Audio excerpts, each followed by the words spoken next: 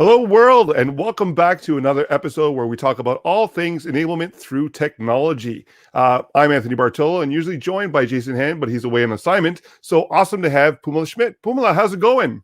It's going great. You could have just said I was Jason, you know, You had the long grew hair my at hair one out over the point. weekend, right? No, Your it's hair great. looks much better than his. Yeah. Yes, I'm having a great hair day today. No, it's great to be on the show, filling in for Jason. And yeah, it's a spring day. It's super windy outside, but things are looking up now. So first time on the show, very excited to have you here just to bring your passion to the show itself. What are you looking forward to? Uh Teams, tips, and tricks. But first off, I hear you've got some news about the Imagine Cup 2021. Correct. I So I Magic actually Cup. Yeah, Oops, so sorry. I had heard that we have had high schoolers have been able to participate, but for some reason this year seems to be a little different. Tell me about it. So Imagine Cup this year, there was a lot of students from high schools participating, more so than previous years, which has been awesome, just to showcase that there is no limitation of age in terms of use of technology. If you're passionate about something, if you're passionate about addressing a problem, you can do so at any age. You just have to have the effort to go forth and adopt the technology, bend the technology to what you're trying to accomplish to address the problem. Everything from early diagnostics to ailments to enabling those that don't have the resources to learn. It's even air quality, especially in the time of the pandemic right now. Solutions that are really addressing problems that the world is bringing forth by high school students, by university students and college students. Again, no barrier in terms of the use of the technology. If you're passionate about the opportunity you're trying to address, you'll do it. And it doesn't really matter about age. Yeah, no, I think it's absolutely incredible because when I was in high school, I that's the last thing I would want to do, right? Is enter a contest like this. So no, it's absolutely amazing that we have such young people that want to change the world and make a difference. Yeah, when I was in high school, I was hanging out in the parking lot playing a sound system in my vehicle that was worth more than the vehicle that I had. So definitely, it's very inspiring to see students put their efforts forth to address the world's problems through technology. Let's talk a little bit about the show today. You made mention earlier, teams, tips, and tricks. You have that segment with Kayla and Ning, and they're going to be talking about the use of the applications in the app bar. Which is very interesting. We'll see that. We have a conversation coming up on Microsoft Greenwood ASIM talking about embodied carbon. Very new to this terminology, so I'm very interested to see what that'll be talking about. We have our good friend Oren Thomas joining us on the Yes, show today. Warren. It's awesome to see him on the show. It's 3:30 a.m. for him out in Melbourne, and he'll be talking to Michael Crum about the inclusion of Windows Server now into Microsoft Learn. So very interested for the Learn Together segment today. And then Diego's Wall, which is a really cool segment because it talks about his past and his experiences and his stories that he's captured throughout his career, and how that affected his career, and how it empowers others to achieve more, which is really cool. Yeah, I like Diego's Wall. It really it's that human side of tech that we often don't talk about enough. So it's great that he's got this little corner of the world that he's just expressing himself and sharing it with others. And that's what this show is all about, right? It's about, empowering others to achieve more. And it's based on the feedback that everybody provides. So if you're on Learn TV watching this show, definitely go in and chime in on the chat room so we can answer your questions live on the show. And if we don't answer them here live, we'll bring them up in a future segment so we can address them there. That's what we love about this show is the interactiveness. It's not just about the technology, it's about the people that empower the technology as well. So let's get to the next segment. So it's Microsoft Teams tips and tricks with Pumala, Ning, and Kayla, and they'll be talking about how to be more productive in teams using applications. Hey, ladies, how are you guys today? Hey. I am especially excited for this segment because I always want to be more productive, especially in teams. I'm a multitasker, so show me the way. How can I be more productive, especially with all these different apps that keep coming up now? For sure. So Teams, like you said, Teams has so many options for being productive built right into the application.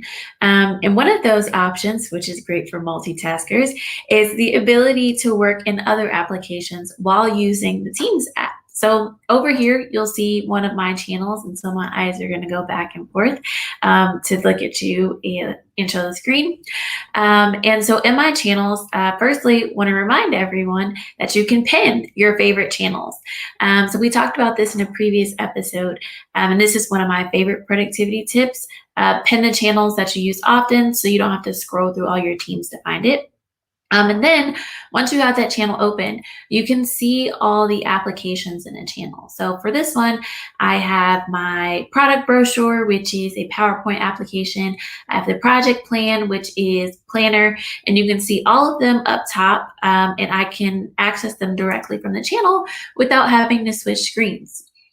Also, obviously, having the applications right in the channel is the benefit of being able to work there.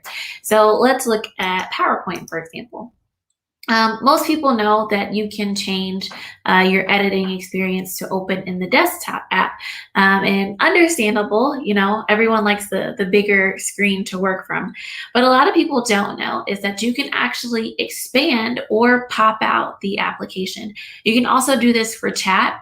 Depends on whether or not you're on the web client or the application or your organization settings, whether or not you can actually pop it out. But this is a great tip so that you can have an entirely separate window or full space to continue to use the Teams chat and other things and still be in Teams and, like Pamela said, to multitask. Yeah, that's a really good point, Kayla. Another thing that I want to talk about that I don't think everyone is aware of is that you can actually customize the app bar that you see on the left-hand side of your Teams window.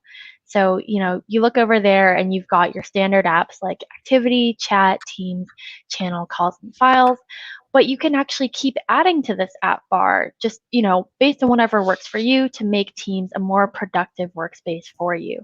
So I can show you how we're going to do that. So you can go over and click on the ellipses at the bottom of the app bar, and it's going to pull up this flyout window, and it's kind of like the App Store on iPhone.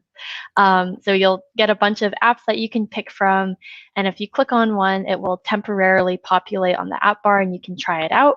If you actually want to keep it there, you're going to want to right-click on the app so that you can pin it, and it will just stay there until you choose to unpin it, and you can, in that way, you can customize your app bar to whatever you want it to be. Now, there are a lot of apps that you can choose, so I'm just going to highlight a couple that I think are really good for productivity. So the first one I want to talk about is Viva Insights. So a lot of people are talking about Viva right now, so I think this is a great one to bring to attention. So as you can see, Viva Insights is split into two tabs at the top. There's Stay Connected and Protect Time. So Stay Connected is going to look at your collaboration patterns and pick out your most important collaborators and just help you stay connected with them. So it's going to remind you to follow up on outstanding tasks. It's going to remind you to schedule or reschedule one-on-one, and all these different, little tasks that can get lost in our busy workday. It's super cool, helps you keep on top of your collaboration. The next section in this is Protect Time. So Protect Time is going to help you schedule focus time by looking for and booking those empty spaces on your calendar. So you can have those distraction-free times, hone in on your time, get work done. It's really nice for upping your productivity. Another app for productivity is Tasks by Planner and To Do. This is really great for keeping track of your individual tasks and your team tasks. You're going to see your individual tasks under this My Tasks section and your team tasks under Shared Plans. So I hope that gives you a few ideas for how you can be more productive in Teams. Go to aka.ms/hello world for more information. Thank you so much, ladies. And next up, we have Anthony and Asim talking about all things Microsoft Green. Looking forward to this. I always love this segment, and I always love having Asim on the show. Hey, Asim, how's it going? Good. How are you? Good. I'm excited for today's show because I'm excited to learn something here in regards to embodied carbon. I've not heard this term before. What's this all about?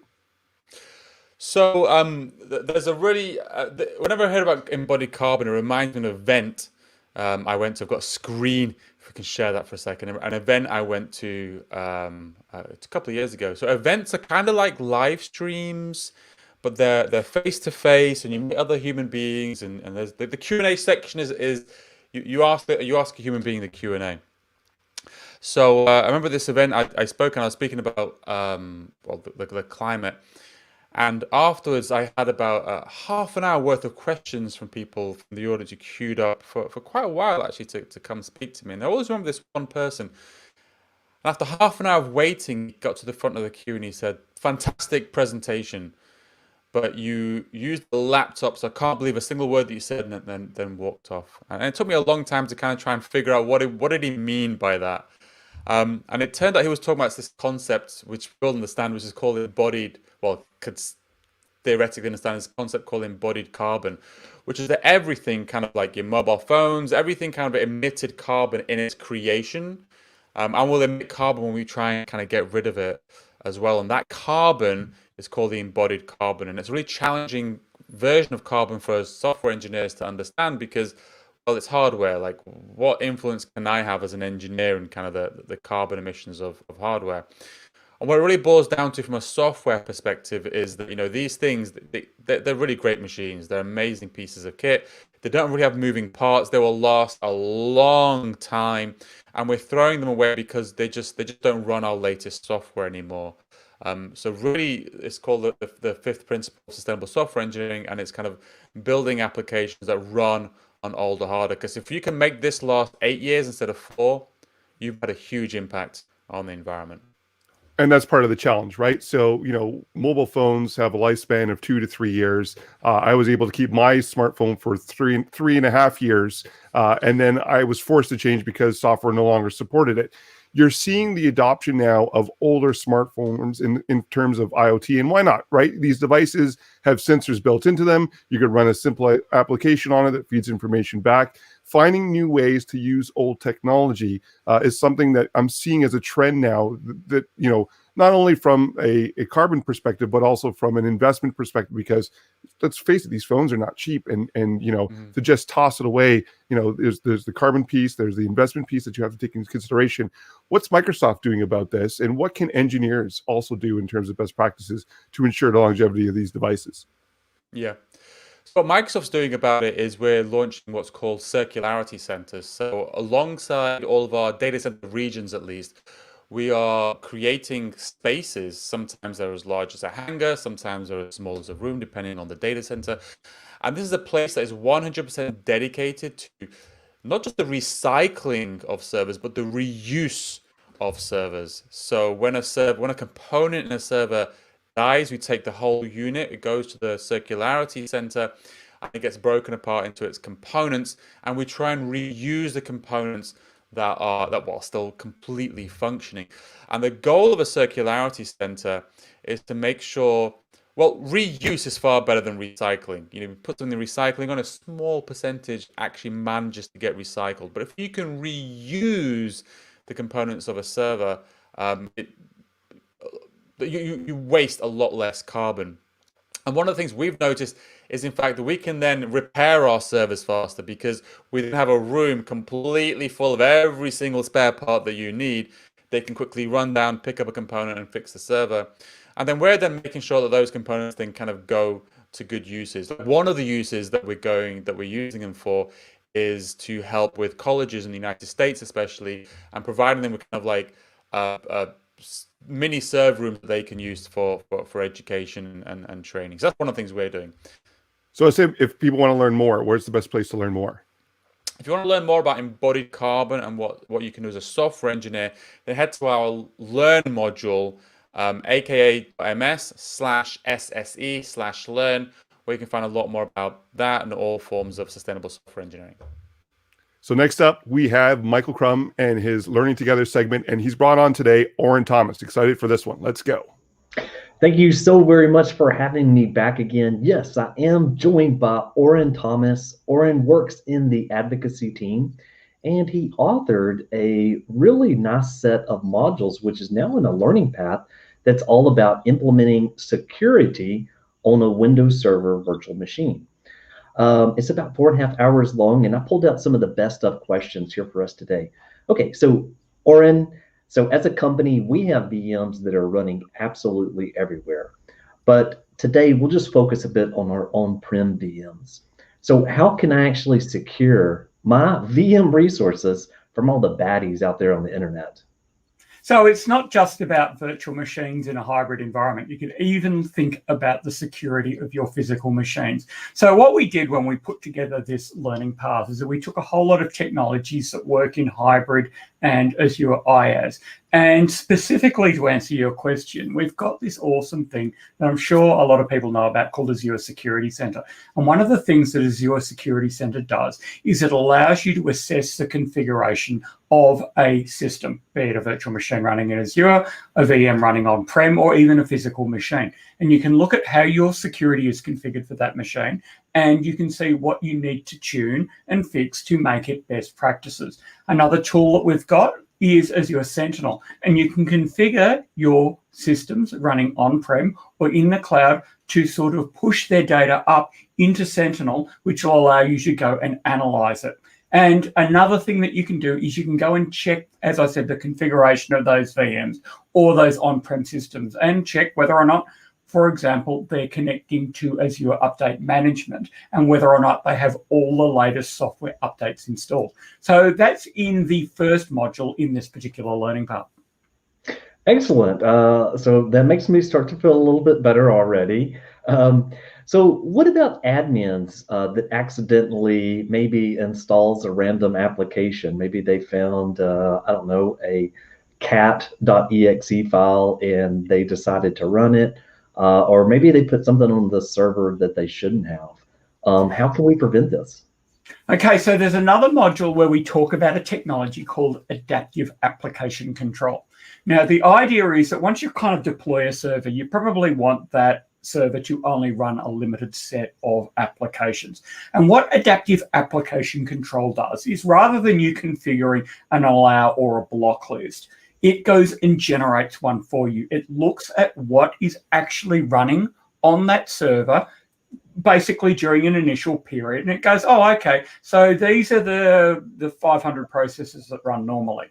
And it will say these are allowed to run. Why? Because we've seen them run before. So if someone comes along to do maintenance and for some reason leaves their toolkit on the server or leaves an application on the server that shouldn't be there, or someone attacks the server and wants to run applications or scripts that are unallowed, adaptive application control will go and compare that application or that script against the allow list and go, well, it's not on the allow list, I'm going to go and block it. So there's a module on that in that learning path.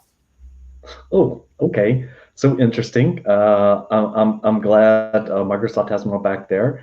Okay, well, what about the system registry or just files? Can we track modifications to the system registry? So there's a further module in the learning path that deals exactly with that, because again, what happens if someone's attacking a virtual machine, one of the things that they're trying to do is gain what's called persistence. And persistence is basically allowing them to get back onto that system if you perform a reboot of it. And one of the ways that attackers do that is they go and hide executables that might run at startup either in the registry or in some other location. Or it might be that you've got important configuration files that are used for your application that you want to make sure you know if they change. So what we've got is a technology that's covered in this particular learning path called file integrity monitoring that checks whether or not files have changed and whether or not the registry's changed. Excellent. So thanks for all of this great information here today. At least after hearing all this, I'm pretty excited to jump in. So everyone, you can jump in very easily at aka.ms/Windows Server VM Security. So take a note of that. Head over there and you'll see that 4.5 hours of training that I was talking about. Well, thank you again, Oren. And now back over to our two wonderful.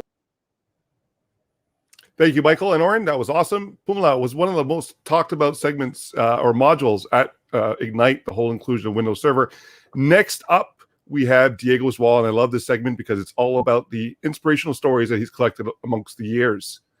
Diego, welcome back to the show. Hello, Pumala. Hello, Anthony. And hello, world. This is Diego transmitting live from my office in Seattle. How are you So what's today? I'm doing great. I'm doing great. And as you know, I've been collecting wisdom here on these walls, and I've been using it to nurture my own sense of wonder, but also to share it with others, with you, Anthony, with you, Pumala, with you, world.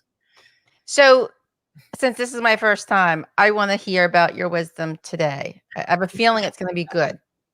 Well, mostly it's not mine. It's more like I've accumulated wisdom from other people. But today I want to share this particular one, which is a quote about mentorship. And it says, "To know the road ahead, ask those coming back." If life is a road, we are on this road of life. To know the road ahead, ask those coming back.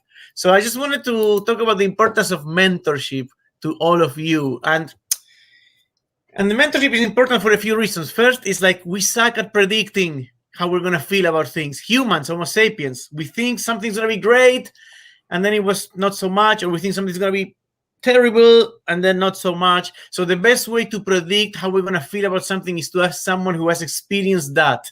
It's the best way to decide which way, which fork in the road do I go. But there's another reason to seek mentors, and that is to have access to experts. There was this beautiful study done on professional athletes where they're trying to find out what is the most important factor to predict that someone is going to be a professional athlete. And it was not physical ability, it was not mindset or perseverance, it was not food, it was not training equipment. It was whether someone in your close family was a professional athlete. And that's because you got access to expertise. And this is so important, guys, because so many of us, for example, are immigrants. I'm an immigrant. And when I came to this country, I spoke English, I knew how to code, but I was clueless about so much of the cultural references. And I learned through mentors, you know. So many of us are first generation university graduates, you know, because we're getting more educated as a species. But that means that growing up, we did not have access to university graduated professionals. So we need to supplement that with mentors. Am I making sense so far? Totally. I mean, I'm an immigrant myself. I came here from a communist country when I was 3. So having mentors and sponsorship really helped my family become successful here in the country. I love that you mentioned sponsorship, because mentors over time develop an interest in you, and they can become sponsors, you know, and open doors for you. And really, like, all you have to do to get a mentor is ask. And many mentors will say yes, because they want to pass the knowledge forward. Like, they have so many scars and lessons learned. They have so many things that they say to themselves, I wish I knew then what I know now. So they want to pass that along. Now, they might be too busy, but you can ask for a one-time mentorship, or you can ask for a group mentorship, like get a band of friends together, or you can ask them, if they can't, you can ask them for a reference to another mentor, or they can become role models, which is someone that you admire from afar and you try to emulate from afar without having contact with them. I want to demystify. Go ahead, Anthony. So, no, sir, just a quick question. When you're looking at mentors, do you select somebody that's inside of your vertical or inside of your passion, or is it also valid to have mentors outside of what you do? I love that. I love that. Well, I believe in eclecticism. Yes, Pumala, what do you want to say? I was saying that's a great question to ask, because I was thinking the same thing, right? Like, do you want someone in that career path? So here's the trick. You can have as many mentors as you want. They are free. Like, they're free. Okay? And mentors want to pass the knowledge forward. And you think that they're doing a favor to you, but you're also doing a favor to them, because usually you are from the following generation, so you're keeping them relevant. You're letting them have a legacy. You know, when you become very successful, you realize that happiness was not in money or in achievement, but was in touching the hearts of others. So it's a mutual favor that you're doing. So in that sense, I think get a wide variety of mentors. I have many of them: David, Joe, Kristen, Chuck, a lot of them. And I learned different things from all of them. So call to action. Are you ready for the call to action? If you have 0 mentors, get 1. If you have 1 mentor, get a second. If you have 2, get a third. Everybody in the world, any professional should have a mentor. And the last thing I'll say is, you follow on people's footsteps. I heard this on a TED Talk. It was beautiful. You follow on people's footsteps, and at some point you look back and you realize there are people following on your footsteps. So seek mentors, but also become a mentor. You may think you have nothing to offer, but believe me, everybody has something to offer. So seek mentors, become a mentor, and I have more for you on Friday. Awesome, Thank Diego. you. We're always excited to have you on the show. Thank you so much, Diego, for that. No, that was a great segment.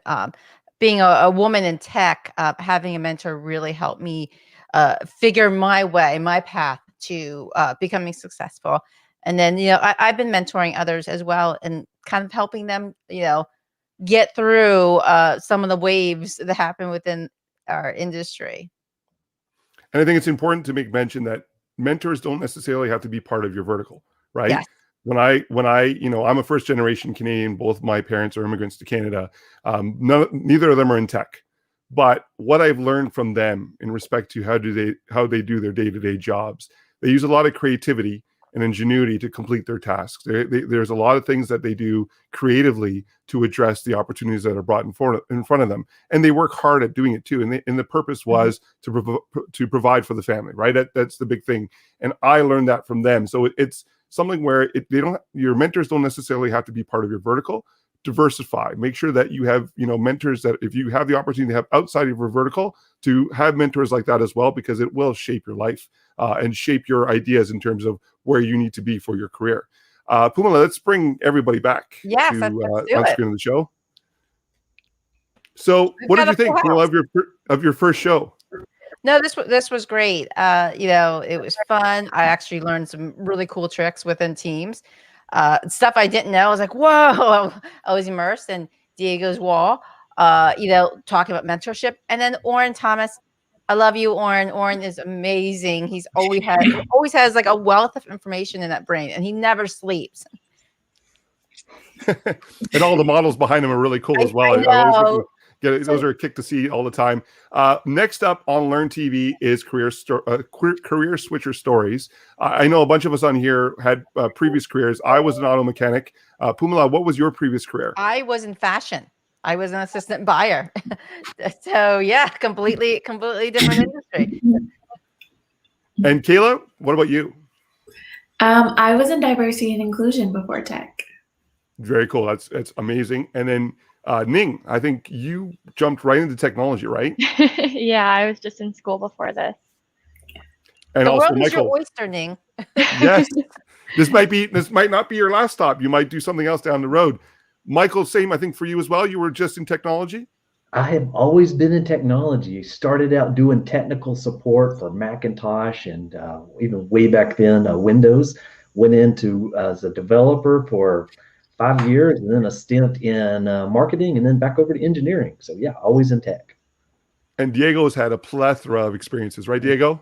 Yes, engineering, then human resources, now developer relations, maybe a musician down the road, who knows?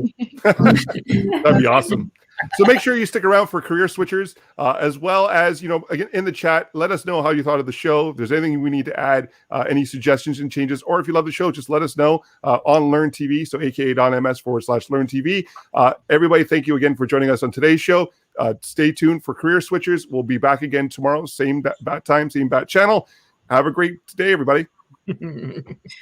Bye. Bye.